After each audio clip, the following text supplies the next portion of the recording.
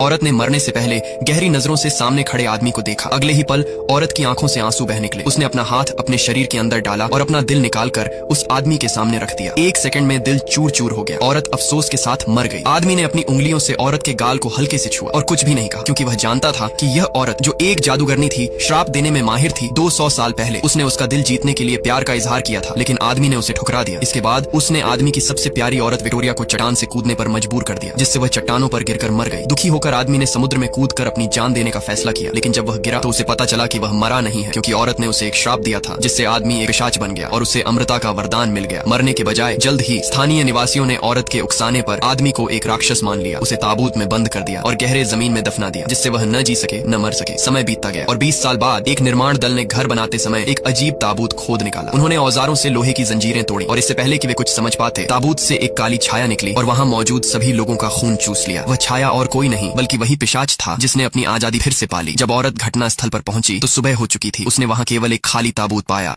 तो वहाँ पर उसे एक नौकर मिलता है। अपनी शक्तियों से बरनबास उसे वश में कर लेता है और उसे अपना गुलाम बना लेता है। वो उससे पूछता है कि क्या अब भी कॉलिनवुड में कॉलिन फैमिली के वंशज है। तब वो नौकर बताता है कि हाँ। फिर बरनबास अंदर जाता है, जहाँ पर वो एलिजाबेथ की बेटी और उसके भाई के बेटे डेविड को देखता है, जो उसके वंशज थे। वो दोनों सोचते हैं कि ये कोई ऐसा इंसान है जिसकी दिमागी हालत ठीक नहीं है। तभी बरनबास कहता है कि इस फोटो में जो इंसान है वो मैं ही हूँ, और इस फोटो को बनवाने के लिए मैं कई घंटों तक ऐसे ही खड़ा था। तभी वहाँ पर एलिजाबेथ भी आ जाती है। एलिजाबेथ उसे कोई बेरुपया समझती है। उसे लगता था कि कोई बरनबास का वेश बनाकर यहाँ पर आ गया है, लेकिन बरनबास उसे कहता है कि जल्दी ही तुम्हें मेरी सच्चाई और असलियत पर भरोसा हो जाएगा। वो एलिजाबेथ को अपने साथ नीचे तय खाने में ले जाता है, जहाँ पर कॉलिन फैमिली का खजाना था। फिर एलिजाबेथ को भी समझ में आ जाता है कि ये जो इंसान है वो कोई और नहीं बल्कि बरनबास कॉलिन्स है। वो उसे बताता है कि मैं कोई इंसान नहीं बल्कि वैम्पायर हूँ, लेकिन मैं वादा करता हूँ कि मैं कॉलिन्स फैमिली में किसी को भी नुकसान नहीं पहुँचाऊंगा। जिसके बाद रात को डिनर टेबल पर हमें दिखाया जाता है कि एलिजाबेथ बरनबास को वहाँ पर इंट्रोड्यूस करवाती है।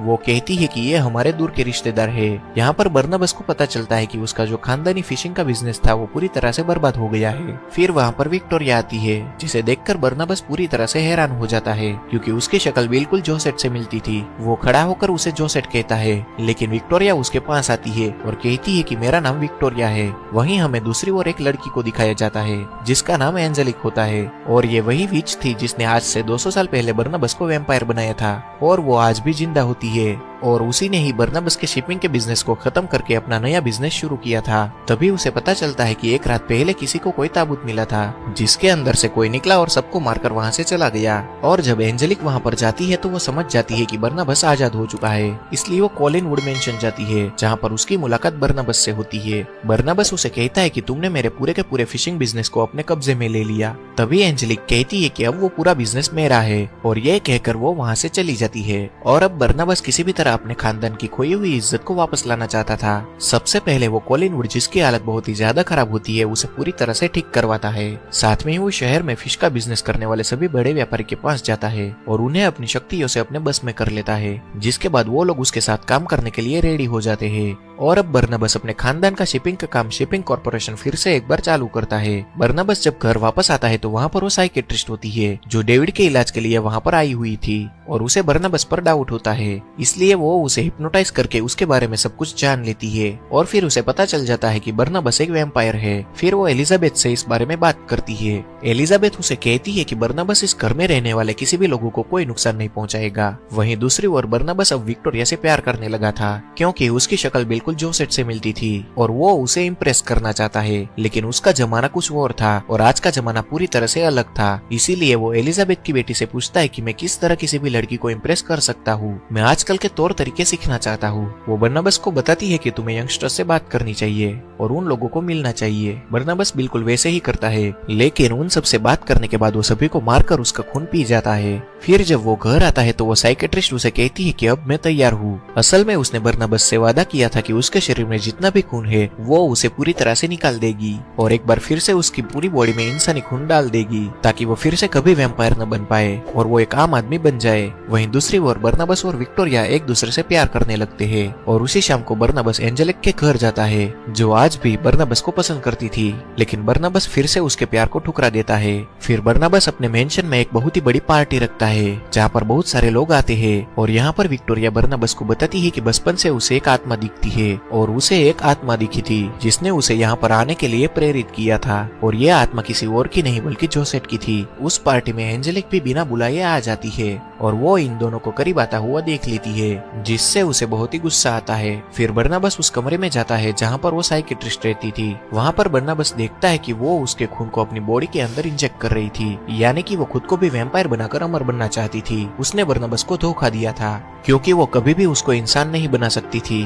बर्नाबस को इस बात से गुस्सा आ जाता है और वो उसे पानी में डुबाकर मार देता है। वहीं बर्नाबस को एलिजाबेथ के भाई रोजर के बारे में पता चलता है कि वो पैसे का बहुत ही बड़ा लालची है। फिर बर्नाबस उसे कहता है कि या तो तुम्हें अपने बेटे डेविड का यहाँ पर ध्यान रखना होगा और अगर तुम ऐसा नहीं कर सकते हो तो तुम पैसे लेकर यहाँ से जा सकते हो। रोजर तय करता है कि वो पैसे लेकर यहाँ से चला जाएगा और वो अपने बेटे डेविड को यहीं पर छोड़कर चला जाता है। डेविड अपने पिता को जाता हुआ देखकर बहुत ही दुखी होता है, जहाँ पर विक्टोरिया और बर्नाबस भी होते हैं और तभी बर्नाबस के ऊपर धूप पड़ती है जिससे उसका शरीर जलना शुरू हो जाता है।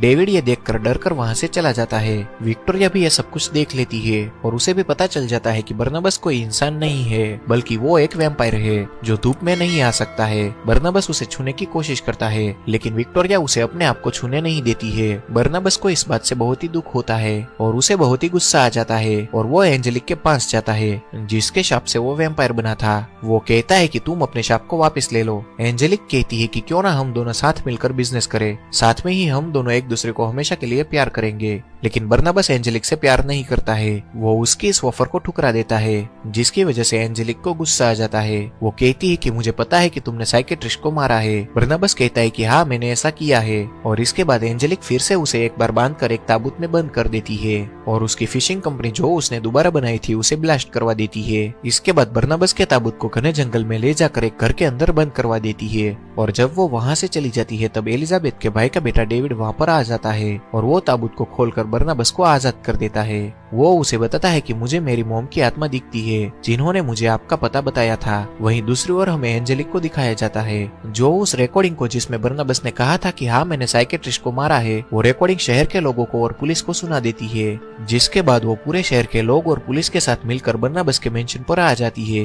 तभी एंजेलिक देखती है कि बर्नाबस अपनी फैमिली के साथ है। इसके बाद बर्नाबस उसके पास आता है और अपने दांतों से उसकी गर्दन से उसका खून पीने लगता है। सभी लोग समझ जाते हैं कि बर्नाबस एक वैम्पायर है लेकिन यहाँ पर एंजेलिक को भी कुछ नहीं होता है जिससे लोगों को समझ में आ जाता है कि ये भी कोई इंसान नहीं है। बर्नाबस सबको बताता है कि ये एक विच है। इसके बाद बर्नाबस और एंजेलिक के बीच में भयानक फाइट होती है। एलिजाबेथ की जो बेटी थी वो भी एक वेयरवुल्फ थी। वो एंजेलिक के ऊपर हमला कर देती है लेकिन एंजेलिक की शक्ति इन दोनों से ज्यादा होती है इसलिए एंजेलिक इन दोनों को हरा देती है। फिर उसके सामने डेविड आ जाता है। तभी डेविड उससे कहता है कि मैं तुम्हारा कुछ नहीं बिगाड़ सकता लेकिन मेरी मॉम तुम्हारा बहुत कुछ कर सकती है। और तभी वहाँ पर उसकी मॉम की आत्मा आ जाती है जो एंजेलिक को टक्कर मार देती है और वो एक बहुत ही बड़े झुम्मर से टकराकर नीचे गिर जाती है और वो इतनी बुरी तरह से जख्मी होती है कि उसे खुद भी समझ में आ जाता है कि अब उसकी मौत होने वाली है।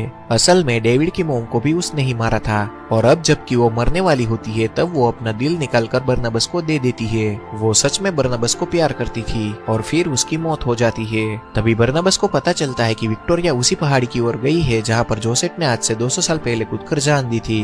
दरअसल बर्नाबस को शाप होता है कि वो जिससे भी प्यार करेगा वो उससे दूर हो जाएगी और अब बर्नाबस किसी भी तरह विक्टोरिया को बचाना चाहता था इसलिए वो उस पहाड़ी पर पहुंच जाता है जहाँ से विक्टोरिया कूदने वाली थी और वो उसे रोक लेता है और तभी विक्टोरिया उसे कहती है कि मैं तुमसे प्यार करती हूँ, मैं भी तुम्हारी तरह वैम्पायर बनकर हमेशा के लिए तुम्हारे साथ रहना चाहती हूँ। लेकिन बर्नाबस उसे मना कर देता है इसलिए विक्टोरिया उस पहाड़ी से कूद जाती है। उसके पीछे बर्नाबस भी वहाँ से कूद जाता है और उसे हवा में पकड़ लेता है और इससे पहले कि वो दोनों नीचे जमीन से टकराते बर्नाबस उसकी गर्दन पर काटकर उसे भी वैम्पायर बना देता है। इसका मतलब कि वो दोनों सदियों तक एक साथ जिंदा रहेंगे। और इस मूवी के लास्ट सीन में हमें पानी के अंदर उस साइकियाट्रिस्ट को दिखाया जाता है जो अपनी आंखें खोल लेती है क्योंकि उसने अपने शरीर के अंदर बर्नाबस का खून डाल दिया था जिसकी वजह से वो भी एक वैम्पायर बन चुकी थी। बर्नाबस को लगता है कि अब सब कुछ ठीक हो गया है लेकिन उसे नहीं पता था कि जिस साइकियाट्रिस्ट को उसने मारा था वो वैम्पायर बनकर जिंदा हो चुकी है। और इसी के साथ हमारी ये मूवी यहाँ पर खत्म होती है। तो दोस्तों अगर आपको हमारी ये वीडियो अच्छी लगी हो तो प्लीज लाइक करें, शेयर करें और सब्सक्राइब